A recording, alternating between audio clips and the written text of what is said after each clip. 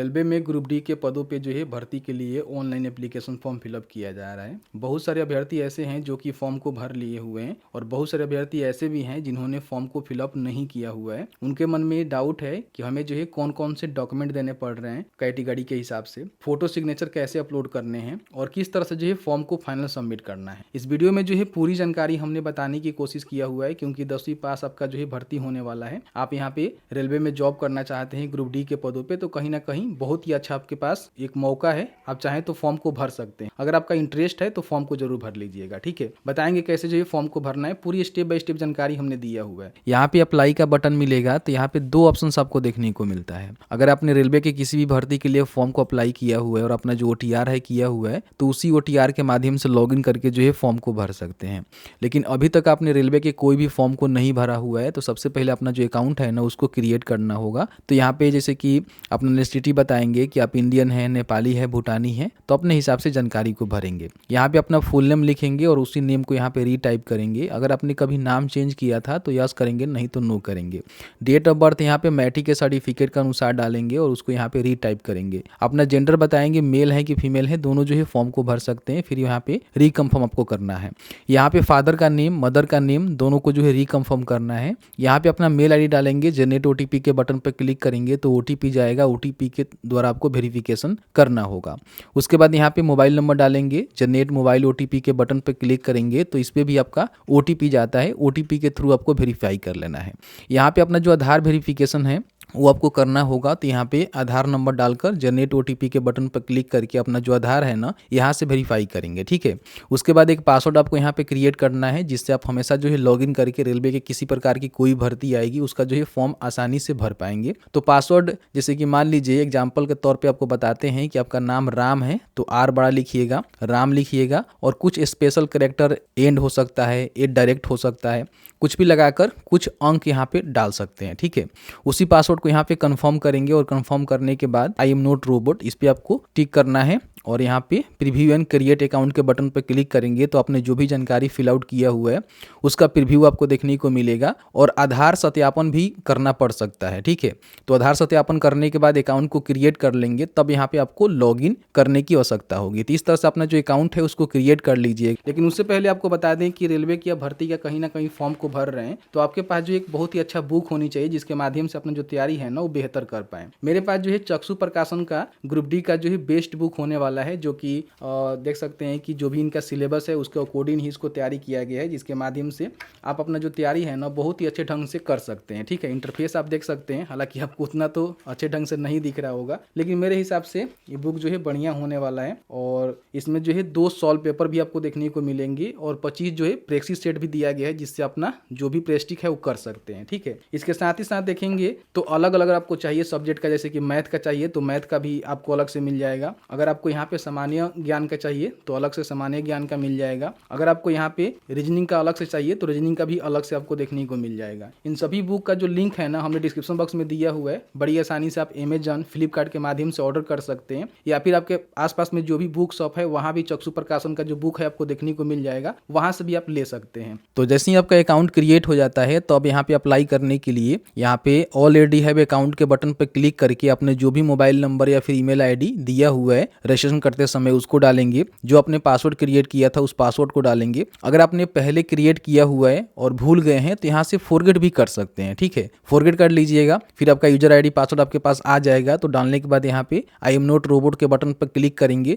Login के button पर click करेंगे, उसके बाद ऑनलाइन एप्लीकेशन के बटन पे आपको क्लिक करना है। अब यहाँ पे देखिए फॉर्म भरने से पहले ध्यान रखिएगा कि किसी एक RRB के लिए जो है फॉर्म को आपको भरना है। तो यहाँ पे आप क्लिक करेंगे तो बहुत सारे जो है RRB आपको देखने को मिलता है, वो यहाँ पे सिलेक्ट करने का ऑप्शन यहाँ पे देखने को मिल जाता है। ठीक है, तो जिस भी RRB के लिए फॉर्म भरना चाहते हैं उसका आपको सिलेक्शन यहाँ पे करना होगा। सभी पोस्ट के लिए फॉर्म भरना चाहते हैं, केवल आप 10वीं पास हैं तो फॉर्म को भर सकते हैं, नहीं तो अपने ITI भी किया हुआ है तो फॉर्म को भर सकते हैं, नहीं तो अपने NCVT से जो NSC वाला अप्रेंटिसशिप है किया हुआ है तो उसके माध्यम से भी फॉर्म को भर सकते हैं। किसी एक को फुल करेंगे करेंगे उसके माध्यम से फॉर्म को भर पाएंगे सभी पोस्ट के लिए, ठीक है। नीचे आएंगे तो यहाँ पे देखेंगे अलग अलग आरआरबी के द्वारा जो भी भर्ती निकाली गई है उसका पूरा डिटेल्स यहाँ पे दिया गया है। देखिए यहाँ पे मुंबई का है तो मुंबई में देखेंगे तो 4672 पोस्ट पे भर्ती निकाली गई है। अब कौन से कैटेगरी में कितनी पोस्ट है और कौन से पोस्ट के लिए कितनी पोस्ट है इसकी जानकारी आप यहाँ पे चेकआउट कर सकते हैं। इस तरह से सारे आरआरबी की जानकारी आपको देखने को मिलेगा। जिसके लिए भी आपको फॉर्म को भरना है ना, सबसे पहले वहां पे चेक कर लेना है कि भर्ती कितनी है और आपके कैटेगरी में भर्ती है कि नहीं है, ठीक है। तो उसका सिलेक्शन करने के बाद यहाँ पे जो भी आपको आरआरबी का फॉर्म भरना है उसका सिलेक्शन आप यहाँ पे इजिली कर पाएंगे, ठीक है। उसके बाद यहाँ पे आपको टिक करना है और नेक्स्ट के बटन पे क्लिक करना है। अब जैसे ही नेक्स्ट के बटन पे क्लिक करेंगे तो देखेंगे तो यहाँ पे आधार वेरिफिकेशन करने के लिए बोला जाएगा। तो अगर आपने पहले से अपने आधार कार्ड नंबर को दिया हुआ है तो केवल यहाँ पे जनरेट ओटीपी के बटन पे क्लिक करेंगे तो आपके आधार कार्ड पे जो भी मोबाइल नंबर लिंक है वहाँ पे एक ओटीपी सेंड कर दिया जाता है। ओटीपी डालेंगे, कंसेंट यहाँ पे देंगे कि मैं केवाईसी करना चाहता हूँ और उसके बाद वेरीफाई के बटन पे क्लिक करेंगे तो इस तरह से देखेंगे आपका जो आधार है ना वो वेरीफाई हो जाता है। ये करना जरूरी है, नहीं करेंगे तो फिर एग्जामिनेशन सेंटर पे आपको प्रॉब्लम हो सकता है, ठीक है। अब यहाँ पे देखिए रेलवे की कोई भी भर्ती के लिए आपने पूर्व में फॉर्म को फिलअप किया होगा तो उसका जो है पूरा डिटेल्स यहाँ पे ले लिया जाता है। लेकिन आप पहली बार फॉर्म को भर रहे हैं तो यहाँ पे आपको बताना होगा कि आपका जो है शादी हुआ है कि नहीं हुआ है। उसके बाद यहाँ पे रिलीजन आपको बताना है कि हिंदू है कि मुस्लिम है, जो मातृभाषा है वो क्या है वो बताएंगे, ठीक है। यहाँ पे जो भी एग्जामिनेशन का लैंग्वेज है वो क्या रखना चाहते हैं, हिंदी, गुजराती, इंग्लिश, कन्नड़, जो भी आप रखना चाहते हैं अपने जो सुविधा अनुसार इसको चाहे तो चूज कर सकते हैं। यहाँ पे आपके मान लीजिए चेहरे पे या फिर कहीं भी तिल का कट का निशान है तो आपको यहाँ पे देना पड़ेगा, क्योंकि दो प्रकार के जो है निशान की जानकारी यहाँ पे देना होती है। उसके बाद यहाँ पे देखिए कम्युनिटी डिटेल्स आपको बताना है कि आप जो है किस कैटेगरी से आते हैं। देखिए यहाँ पे देखेंगे तो जैसे कि मान लीजिए कोई अनरिजर्व से आता है तो अपना सिलेक्शन करेगा। सिलेक्शन करने के बाद यहाँ पे देखेंगे उसको कोई भी सर्टिफिकेट की जानकारी देने की आवश्यकता नहीं है। अगर कोई एसी एसटी है तो उसका सिलेक्शन करने के बाद देखेंगे तो बोला जाएगा कि जो भी एसी एसटी प्रमाण पत्र है वो आपको यहाँ पे देना होगा, सेंट्रल गवर्नमेंट वाला, ठीक है। तो आई अंडरस्टैंड एंड एग्री के बटन पे क्लिक करेंगे तो यहाँ पे देखेंगे जो भी कास्ट का नियम है वो आपको बताना है कि आप जो है किस कास्ट के अंतर्गत आते हैं, लिखना होगा आपको, ठीक है। फिर यहाँ पे कम्युनिटी सर्टिफिकेट नंबर यानी कि जो भी आपने जाति प्रमाण पत्र बनवाया हुआ है उस पर जो भी सर्टिफिकेट नंबर है वो आपको यहाँ पे दर्ज करना है। इशिंग अथॉरिटी में देखेंगे जैसे कि मान लीजिए बहुत सारे लोग कह रहे हैं कि हमारा जो बिहार से हम हैं तो हमारा जो एसी एसटी प्रमाण पत्र है वो कहाँ से बना होना चाहिए। देखिए अगर आपने रेवेन्यू ऑफिसर से बनवा रखा हुआ है, यानी कि आप मान लीजिए प्रखंड के माध्यम से बनाए होंगे, अंचल के माध्यम से बनाए होंगे, तो कहीं ना कहीं रेवेन्यू ऑफिसर के माध्यम से ही बना होगा, यानी कि आरओ लेवल से बना होगा। तो इस सर्टिफिकेट को आप लगा सकते हैं, ये जो है वैलिड हो जाएगा, कोई भी दिक्कत नहीं है। लेकिन कई बार देखेंगे तो रेलवे के द्वारा जो है इनका फॉर्मेट भी दिया जाता है। पीसीएल पोर्टल पे आएंगे तो यहाँ पे जो है फॉर्मेट डाउनलोड करने का बटन आपको देखने को मिलेगा। यहाँ पे देखेंगे सबका जो है अलग अलग फॉर्मेट दिया गया है, ठीक है। जैसे एसी एसटी का देखेंगे तो यहाँ पे है, ओबीसी एनसीएल का यहाँ पे है।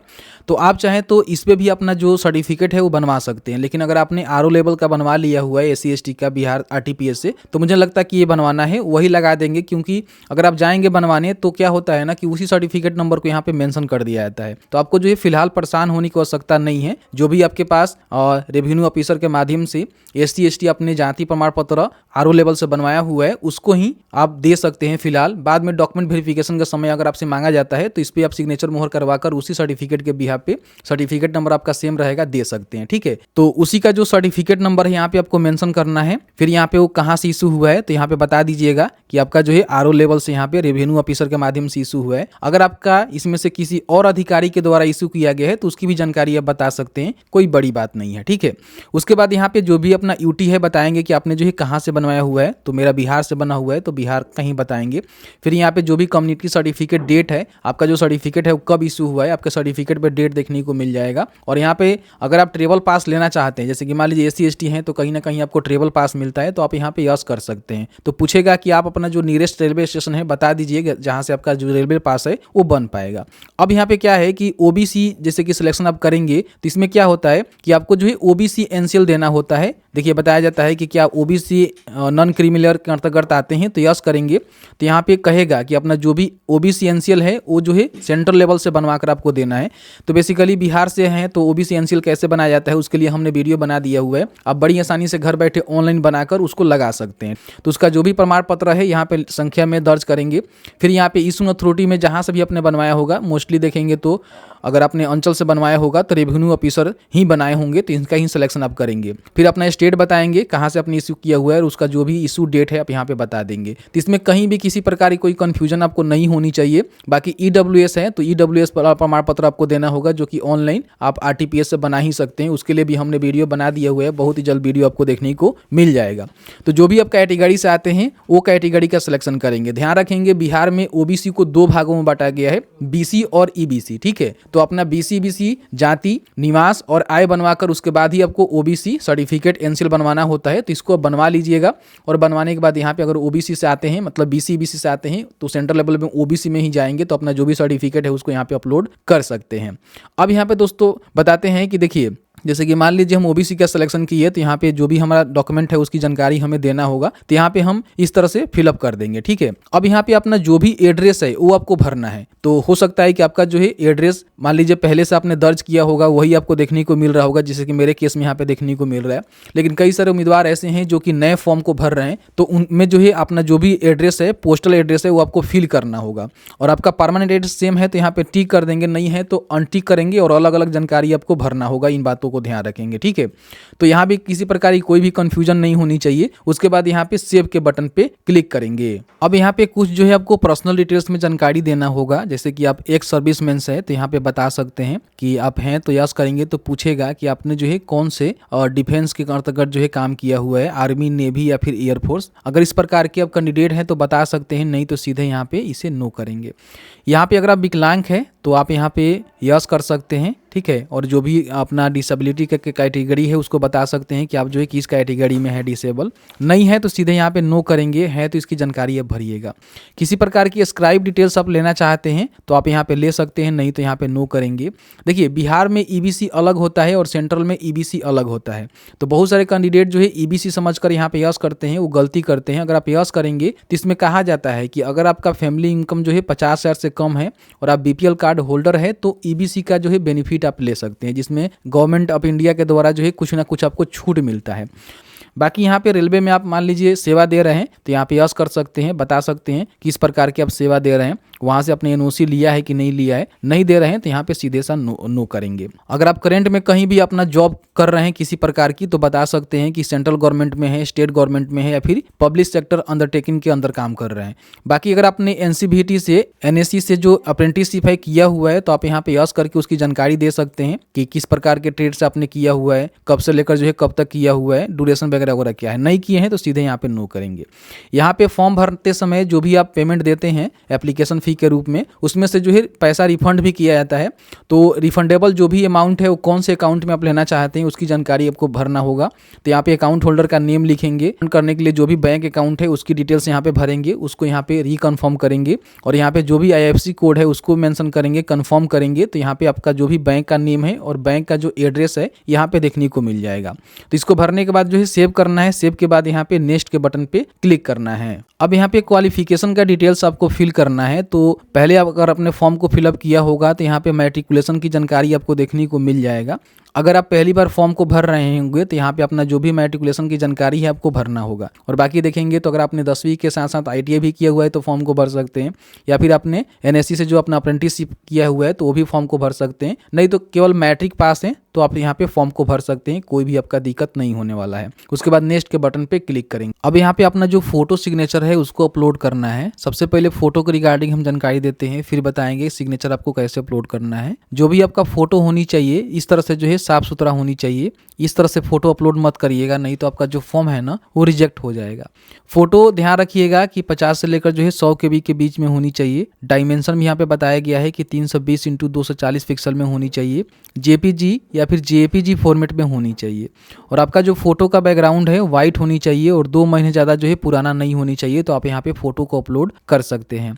फोटो अपलोड करने से पहले फोटो का जो साइज है आपको बनानी पड़ेगी। तो बनाने के लिए आपको क्या करना है, IM regizer.com का जो ऑफिशियल वेबसाइट है यहाँ पे आपको आना है। सबसे पहले फोटो का सिलेक्शन करना है। इस तरह से आपके सामने जो फोटो है ना यहाँ पे आ जाएगा। ध्यान रखिएगा कि बैकग्राउंड जो है व्हाइट होनी चाहिए। यहाँ से चाहे तो बैकग्राउंड को रिमूव भी कर सकते हैं या फिर बहुत सारे बैकग्राउंड रिमूवर आता है जिससे रिमूव कर सकते हैं। अब यहाँ पे सबसे पहले जो आपको पिक्सल में यहाँ पे चूज कर लेना है, क्योंकि पिक्सल में मांगा गया है, और जो भी इनका डायमेंशन है उसको यहाँ पे डाल देंगे। तो ध्यान रखिएगा 320x240 में ही आपको रखना है। यहाँ पे जेपीजी रखना है और फाइल का जो साइज है आप दे देंगे यहाँ पे, जैसे कि मैं 60 के भी यहाँ पे दे देता हूँ, ठीक है। और उसके बाद यहाँ पे नेक्स्ट डाउनलोड के बटन पे क्लिक करेंगे तो इस तरह से आपका जो फोटो है ना यहाँ पे डाउनलोड हो जाएगा। अब इसको अपलोड करना है तो यहाँ पे आएंगे, चूज फाइल के बटन पे क्लिक करेंगे।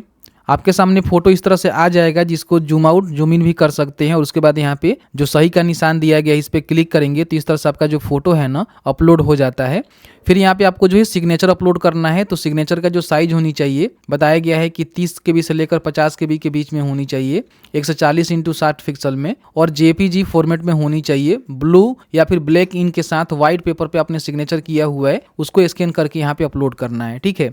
इसके लिए क्या करेंगे कि आप यहाँ पे आएंगे और अपना जो साइज है ना सिग्नेचर का बना लेंगे और जो भी पिक्सल में बोला गया है उस पिक्सल में इसको बनाएंगे। यहाँ पे ध्यान रखिएगा 140x60 पिक्सल में इसको रखना है, ठीक है। उसके बाद इसको जेपीजी में रहने दीजिएगा। और फोटो का जो साइज है ना यहाँ पे 40 KB ही में रखते हैं हम इसको, और यहाँ पे हम डाउनलोड के बटन पे क्लिक करते हैं। थोड़ा सा वेट करिएगा, इस तरह से आपका जो फोटो है डाउनलोड हो जाएगा। लेकिन देखेंगे तो 11 KB में ही आपका डाउनलोड हुआ है, ये जो है 30 KB से ऊपर होनी चाहिए। तो इसके लिए आपको क्या करना है, इसके लिए अपने कंप्यूटर के ब्राउजर में इंक्रीज इमेज साइज सर्च करेंगे। फर्स्ट में ये वाला वेबसाइट आपको देखने को मिलेगा, यहाँ से ओपन करेंगे, यहाँ से सिग्नेचर का सिलेक्शन करेंगे। आपको जितना भी साइज में बनाना है वो यहाँ पे मेंशन करेंगे और इंक्रीज साइज के बटन पे क्लिक करेंगे। तो इस तरह से आपका जो सिग्नेचर है ना उसका जो साइज है इंक्रीज कर दिया जाएगा। डाउनलोड के बटन पर क्लिक करके डाउनलोड करेंगे, चूज फाइल के बटन पर क्लिक करेंगे, जहां भी सिग्नेचर है अपलोड करेंगे। इस तरह से आपका सिग्नेचर अपलोड हो जाएगा, यहाँ पे अपलोड कर देंगे, ठीक है। अब यहाँ पे सेव एंड नेक्स्ट के बटन पे क्लिक करना है। यहाँ पे पोस्ट का सिलेक्शन आपको करना है। बहुत सारे जो है पोस्ट यहाँ पे आपको देखने को मिलेंगे। तो यहाँ पे देखेंगे बहुत अलग अलग प्रकार के अलग अलग डिपार्टमेंट में जो है पोस्ट होते हैं जिसकी आपको प्रेफरेंस देना है।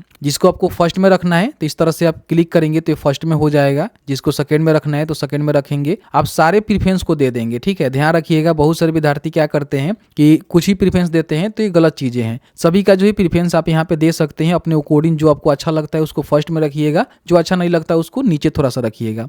और इस तरह से इसको मूव भी कर सकते हैं अपने अकॉर्डिंग। तो इस तरह से जो प्रेफरेंस है आप यहाँ पे दे दीजिएगा। सभी का प्रेफरेंस देना बेहतर रहता है, अपने हिसाब से देख कर कि कौन सा पोस्ट आपके लिए बेहतर रहने वाले हैं। इसके लिए अलग वीडियो कहेंगे तो हम बना देंगे कि कौन सा पोस्ट में क्या काम होता है और किस तरह से उसको आप देख सकते हैं, ठीक है। इस तरह से इसका सिलेक्शन करेंगे। फिर यहाँ पे आपको डिक्लेरेशन देना है और यहाँ भी आपको एग्री करना है और यहाँ पे प्लेस लिखना है जहाँ से फॉर्म को भर रहे हैं। और उसके बाद यहाँ पे प्रीव्यू एप्लीकेशन के बटन पे क्लिक करेंगे। अब यहाँ पे अपने फॉर्म भरते समय जो भी जानकारी दिया हुआ है सभी का जो है प्रीव्यू आपको देखने को मिलेगा, जिसको यहाँ पे आपको चेकआउट कर लेना है।